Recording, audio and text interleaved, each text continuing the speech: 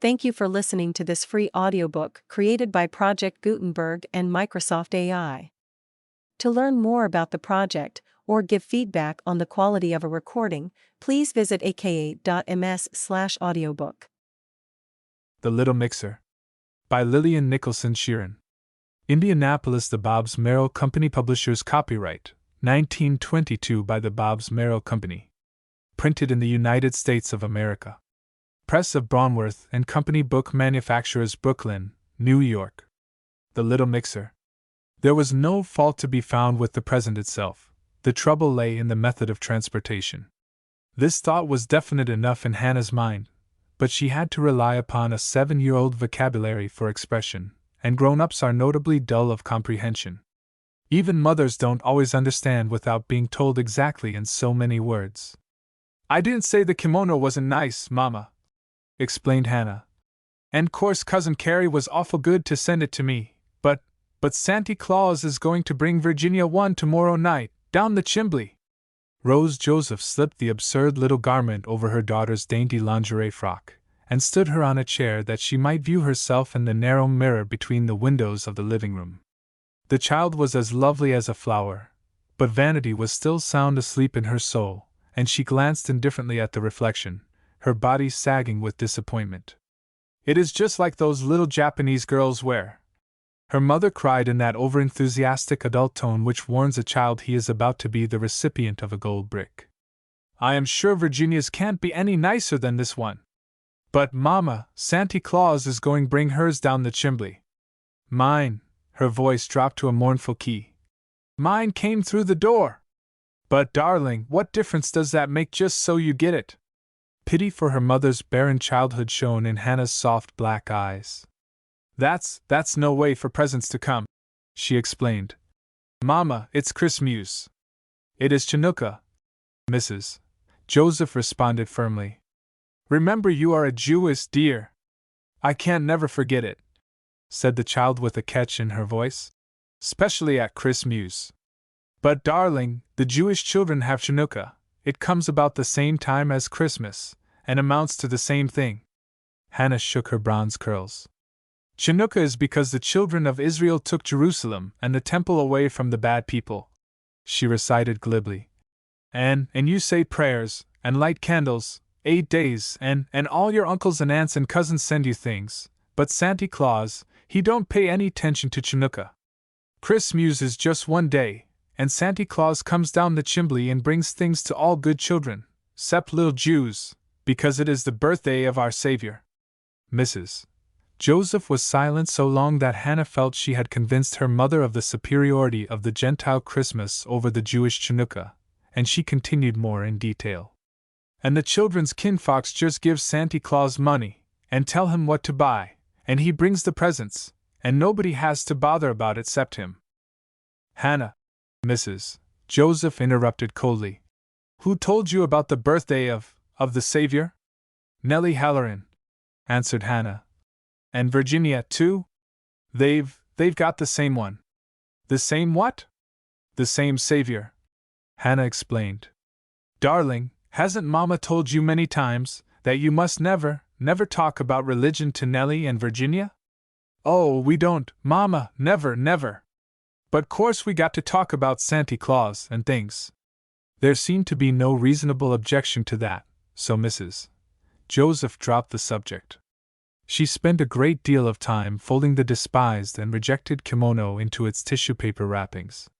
Presently she brought a narrow parcel from another room. "See what Uncle Aaron has sent you, dear," she cried gaily. "A little man. You wind him up in the back with this key, so, and then he dances and plays the fiddle." Hannah forced a polite giggle at the little man's antics. He too rested under the ban of having come through the door, and her attention soon wandered. "Nellie got a jumping jack in the very top of her stocking last Christmas, 'cause she's such a jumping jack herself," her papa said. "You know, Mama, Santy Claus puts nuts and candy, and little things in your stocking and puts your big things all around the room. Sometimes he brings a tree and hangs them all on a tree. Virginia and Nellie want a tree and a new doll. Virginia gets a new doll every Christmas, and she's got every doll Santy ever brought her, even her little, baby, rubber doll. She's 8 years old and will have 8 dolls.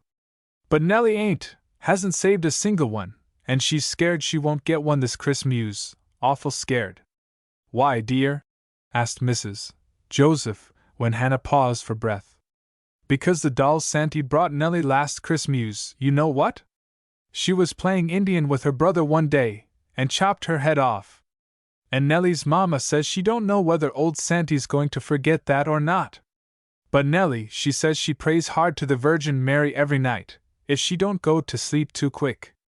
Mama, what's a virgin? Mama, what's?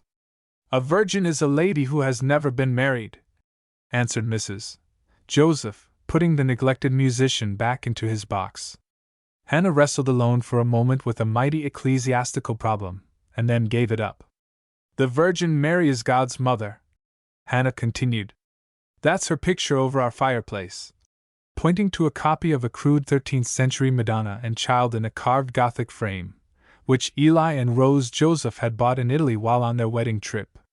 Flanked now by candles burning in silver candelabra in honor of Chanukah, it gave the mantel a passing resemblance to a Catholic shrine.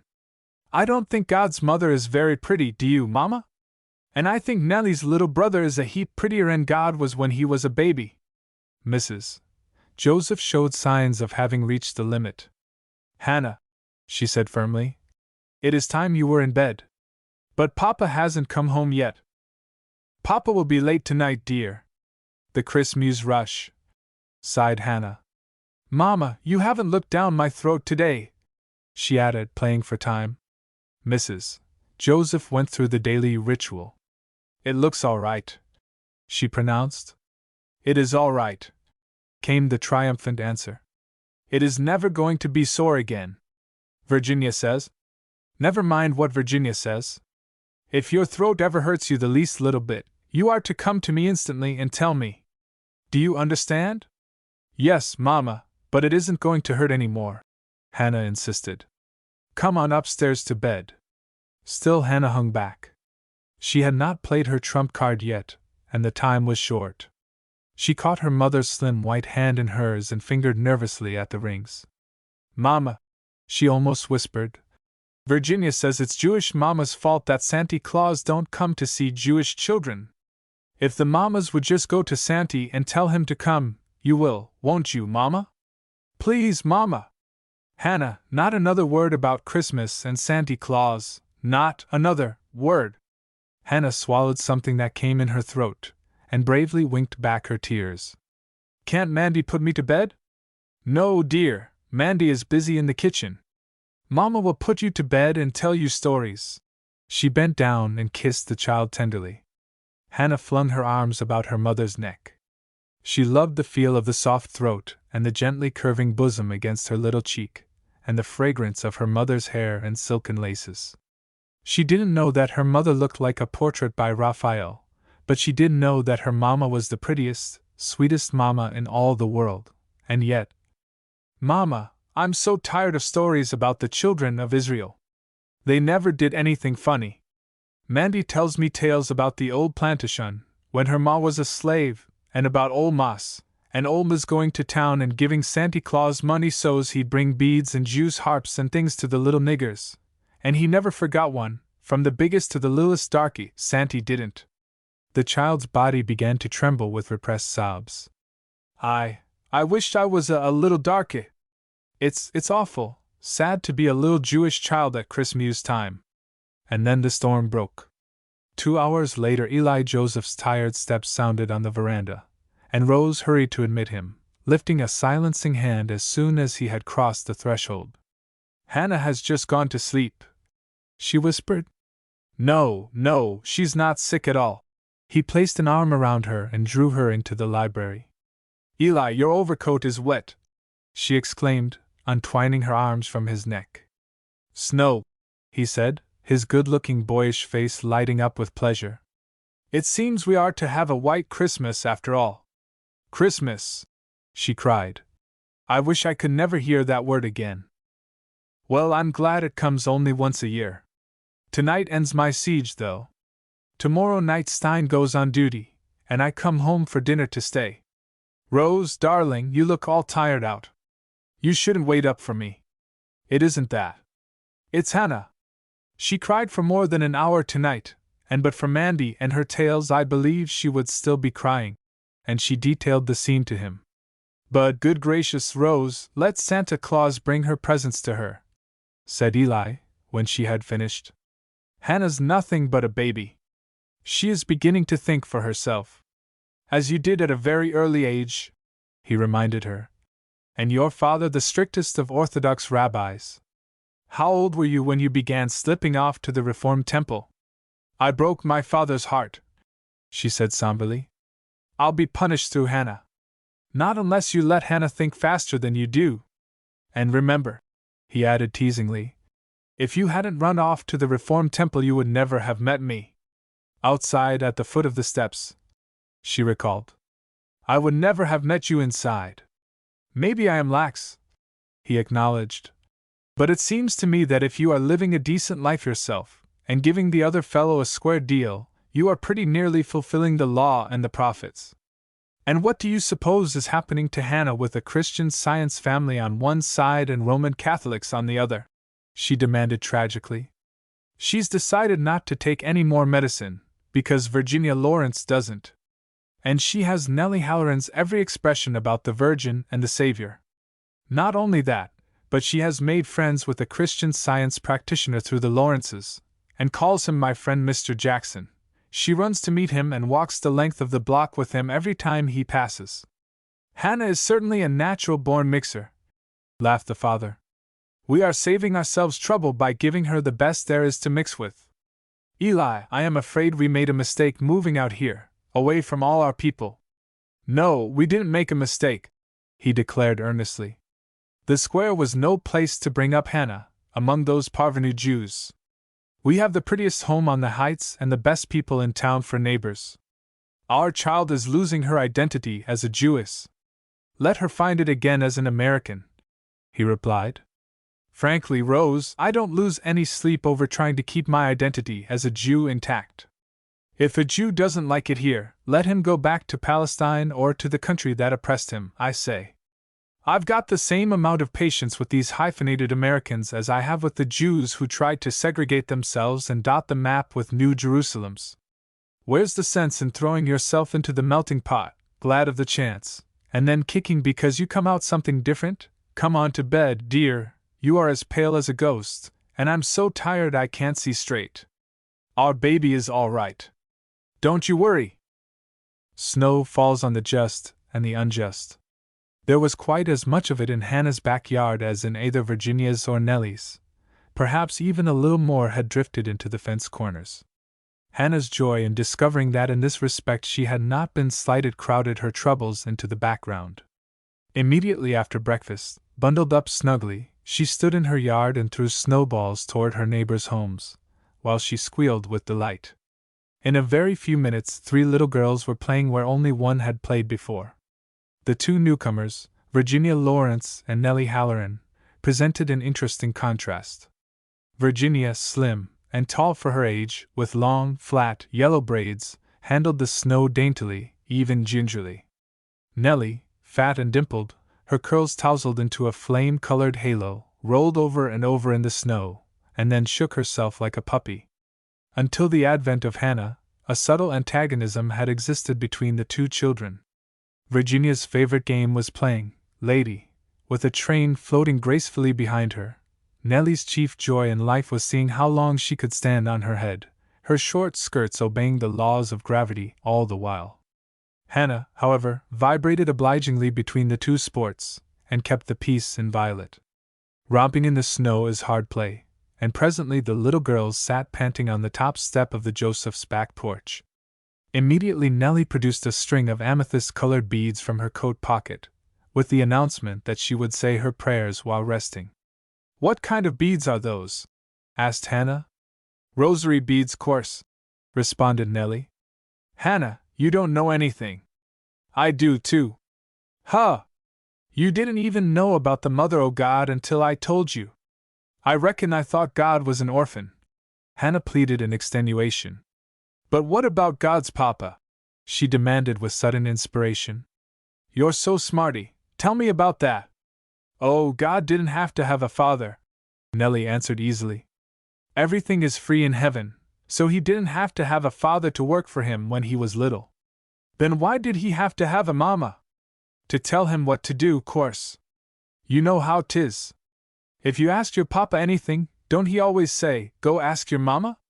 Hannah had noticed this shifting of masculine responsibility more than once. That's so, she acquiesced. Then a terrible thought struck her. I don't want to go to heaven. I don't want to go anywhere unless my papa can go too. Nellie's nimble Irish wits were ready. I just said God didn't need any papa. Course our papas will go to heaven, 'cause that's the only place they can quit working. Didn't I hear my papa say one time he hoped he'd get a little rest in heaven, 'cause he never got any on this earth? But you have to die before you can get to heaven, sighed Hannah. Virginia, who had been maintaining a most dignified silence, looked as if she must speak or explode. No, you don't. Heaven begins here and now, she recited. If you are good, you are well and happy, and that's heaven. 'Tisn't, scoffed Nellie. Do you see any angels flying round in this here yard? I don't. Hannah rather took to Virginia's argument, and resolved to have conversation with her some time, undampened by Nellie's skepticism. If there could be feasting on the joys of heaven here and now, Hannah had every intention of being at the banquet table. At the present moment, however, the rosary beads were of fascinating interest. She must hold them in her own hands, and watch the play of purple lights upon the snow as she flashed them in the sun. Questions about the crucifix, she found, brought on an embarrassing silence. Nellie looked at Virginia. Virginia looked at Nellie. Then the two excused themselves for a whispered colloquy at the other end of the yard. When they returned, Virginia acted as spokesman, fixing Nellie with an unrelenting eye. That is Jesus nailed to the cross, Hannah. Some very wicked people did it. There was nothing exciting in this to Hannah. Wicked people were doing wicked things the world over, all the time.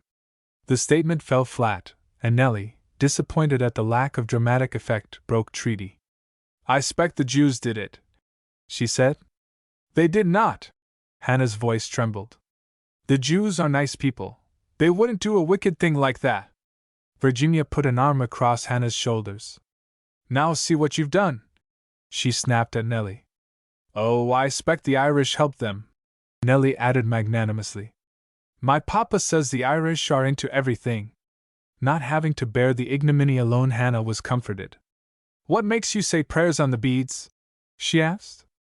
'Cause I want Santy to bring me a doll tonight. I wrote him about 16 letters, and I'm going to say my rosary a dozen times today. Tomorrow was Christmas Day. Hannah's face fell.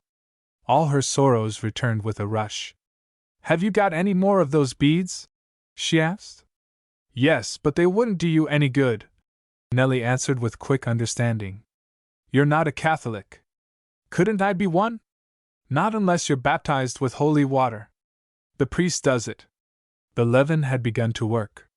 What did your mama say about asking Santa Claus to come? Virginia inquired, with a quick glance toward the beads.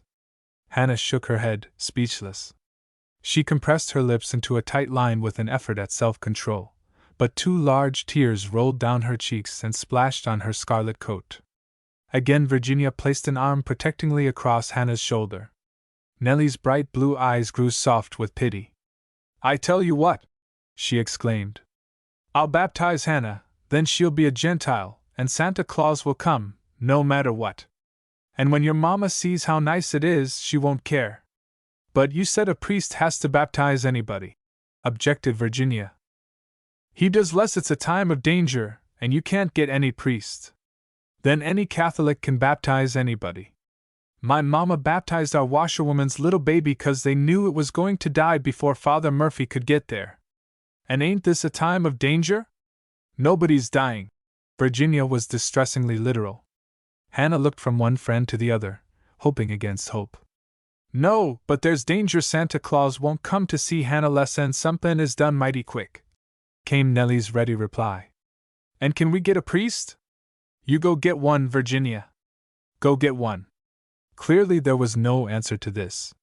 The ceremony was set for early afternoon when Grandmother Halloran took her nap and Nellie could borrow the bottle of holy water from her shelf. As to the place, there were 6 boys at the Hallorans always in the way. Mrs. Lawrence had guests. Obviously the baptismal rite would have to be performed at Hannah's home. After lunch the children assembled in the sun parlor of the Josephs' home, in full view of Mrs. Joseph, who sat embroidering in the library, the French door closed between them, so that she did not hear. Nellie had secured the bottle of holy water, and arrayed in her brother Joe's long, black raincoat, a towel about her neck for a stole, acted as priest. Virginia, not to be left out of such an important affair, consented to be godmother. In lieu of a prayer manual, Nellie used one of Hannah's story books. She chose a verse, which, because she knew it by heart, she could read exceptionally well. "Little boy blue, come blow your horn. The sheep are in the meadow, and the cows are in the corn." Then she poured a little of the holy water on Hannah's forehead. Wet hair might occasion unanswerable questions, and baptized her. Hannah Agnes Ignatius Joseph. Called upon for a response, the godmother recited very impressively the scientific statement of being as found in the Christian Science textbook, and Hannah was pronounced a Gentile and a Catholic. One thing more remained to be done. Hannah ran to her mother, cheeks aglow. "Mama, may I trade my striped ball to Nellie for some beads?" "Why, of course, darling, if you wish." The exchange was made, and some time was spent in mastering the use of the rosary. All 3 of the children knew the Our Father, though there was some difference of opinion as to debts and trespasses, which is apt to hold in all mixed congregations. The Hail Mary proved a bit difficult for Hannah, and she finally abandoned it. "I'll say, Hear, O Israel, the Lord our God, the Lord is one," she said. "I already know that, and a prayer is a prayer, isn't it?" Nellie refilled the holy water bottle from the kitchen hydrant, and hurried home to replace it before her grandmother should awaken. Hannah spent the next hour lying flat on her stomach printing letters, appealing to Virginia from time to time for aid as to the spelling, Virginia being a very superior speller. Mrs. Joseph was busy with callers when Virginia went home, and Hannah was left to her own devices. Suddenly she thought of one stone that had been left unturned. There was her friend Mr. Jackson, to whom the Lawrences always appealed in time of stress. She knew the formula, she knew his number, for on the list by the Lawrences' telephone, his name, like Abu Benetham's, led all the rest. Main 1234. It was as easy as counting. She slipped into the telephone closet and closed the door. There was no trouble with Hannah that night. She went to bed early, and didn't care to have any stories told. She could go to sleep by herself. "Quite a change of heart, eh?" Eli commented to Rose, as they sat by the living room fire after telling their little girl good night. "She has been like that all day, playing as happily as you please," Rose responded. "I suppose she got it all out of her system in last night's scene." Eli drummed abstractedly on the arm of his chair. "I don't feel quite right about it even so," he said. "Maybe you will think me inconsistent," she confessed, flushing. "But Hannah was so indifferent about the presents sent her for Chinooka, I only showed her 2. I've saved the others to give her Christmas Day, so she will have something of her own to show when the other children bring theirs over." Eli didn't seem any too pleased. "Poor little mite," he murmured. "His St. Mrs. Joseph." It was Bridget, the Hallorans' old family servant, calling softly from the hall. "I'll be after talking the presents you've stored away for us. I'll lay them on the back porch and carry 'em over when the childer are all asleep. Nellie's in bed like a little angel, bless her heart, but them devilish BYS do be a snoopin' into ivory crack and corner." Mrs. Joseph unlocked a closet under the stairs, and loaded Bridget's arms with heavy and bulky parcels. "Sure, and 'tis a sad Christmas we'll be havin', savon the childer. Mr. Timmy, him that's old Mrs. Halloran's youngest, but old enough to know better, he ups and runs away today and marries a Protestant girl. And if ye'll open wire windy the bit avia crack, ye'll hear the poor old lady this minute, wailin' like a banshee. But Mr. Timothy is such a nice young man, he must have married a lovely girl, Bridget," said Rose. "Sure, and that may be, but she is a Protestant, Mrs. Joseph." She runs away afarum her folks, and he runs away afarum his, and they get married by a justice o' peace. And no peace will come o' such doin', Lord v mercy on their souls. Oh, poor Grandma Halloran! Poor lovers, said Eli, when Bridget had gone. I'll wager they had the very deuce of a time with both sides. No sooner had they settled themselves again than the door-knocker sounded. Eli admitted Mr. Jackson, the Christian Science practitioner. I have only a minute, he said. I just dropped by to leave a doll my wife dressed for your little girl. We chose one that we thought looked like Hannah. Oh, but that is kind of you. Rose looked her gratitude. Mrs. Lawrence has told me how busy both you and your wife always are, and to take time to think of our little girl. I had intended to give it to her myself, Mr. Jackson continued, but after her talk with me today I decided she would enjoy it more if I asked Santa Claus to bring it. His eyes twinkled reminiscently. She called me up by telephone and asked me to give Santa Claus a treatment. She seemed to think that he would pass her by. I could assure her that he wouldn't, as I had already seen the doll. Hannah is a wonderful child. We think so, smiled Eli. I am sure we thank you, and wish you the very merriest Christmas. It will be a happy Christmas for me, he answered. I am going to the station to meet my father and mother. Some years ago they felt estranged from me. They are both staunch Presbyterians of the old school, and it nearly broke their hearts when I went into Christian Science work. But they are beginning to look more tolerantly upon my calling, and they are on their way now to spend Christmas with us. You can guess how happy that makes me. Peace on earth, goodwill to men, it is a wonder-working thought. It is indeed, Eli agreed heartily. When the door had closed upon their visitor, Rose and Eli stood staring at each other rather foolishly. She was the first to speak. Is there no end to the fight between the old and the new generation? We are just beginning the scrap with our new generation, he said. She called him up and asked for Christian Science help. I wonder what else that little monkey has been up to. They soon found out. Carrying the doll Mr. Jackson had brought, Rose tiptoed after Eli into the nursery and gradually turned on the light. The first object to meet their eyes was Hannah's stocking, hanging precariously to a pin driven into the mantel. Pinned to the wall were several messages, neatly printed in pencil, which told their own tale. Dear Santy, Nellie baptized me. Holy water. Hannah. Dear Santy, I want things in my stocking. Hannah.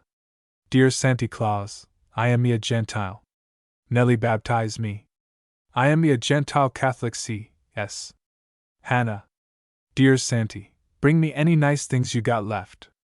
With love. Hannah. Dear Santy, don't let my mama and my papa get mad about you. Hannah. Eli began to chortle, and Hannah stirred in her sleep, throwing both chubby arms over her head. Clutched tightly in her left hand they saw a rosary of amethyst-colored beads.